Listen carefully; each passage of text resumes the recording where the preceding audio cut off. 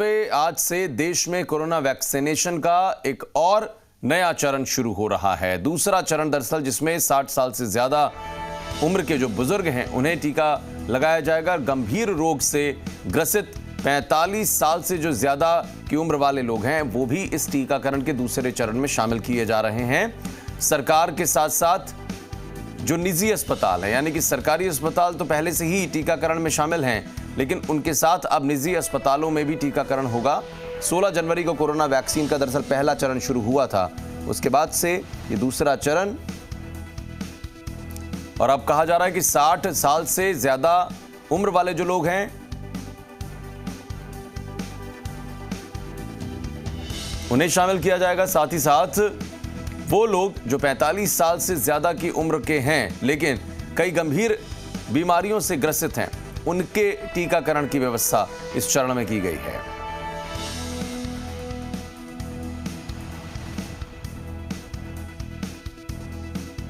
Corona के खिलाफ प्रण, वैक्सीन का दूसरा चरण, कोरोना के विरुद्ध दूसरा युद्ध।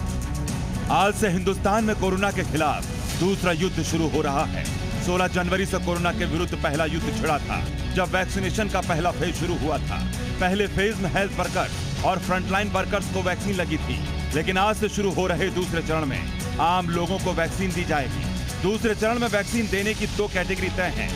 दूसरे चरण में 60 साल से ज्यादा उम्र वाले बुजुर्गों को कोरोना की वैक्सीन दी जाएगी।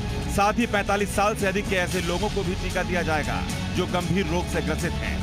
वैक्सीनेशन के दूसरे चरण से जुड़ी खास जानकारियां भी जान लीजिए। जिन्हें टीका लगवाना है उन्हें सबसे पहले कोविन पोर्टल या आरोग्य सेतु ऐप पर रजिस्ट्रेशन करवाना होगा।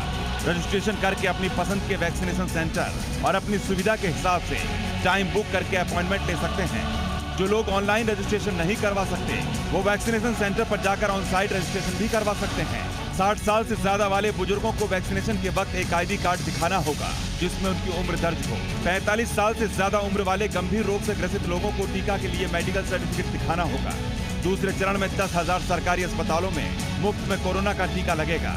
इस बार निजी अस्पतालों में भी कोरोना की वैक्सीन लगेगी, हालांकि इसके लिए 250 रुपए चुकाने होंगे। भले ही कोरोना की वैक्सीन आ गई हो और अब आम लोगों को वैक्सीन लगनी भी शुरू हो रही है, फिर भी एहतियात बरतना बेहद जरूरी है। ना मास्क लगाना भूलना है और ना ही 2 गज की दूरी। ब्यूरो रिपोर्ट, जी मीडिया। एक बड़ी खबर की बात करते हैं, जोधपुर से आ रही है। फलौदी में परिवार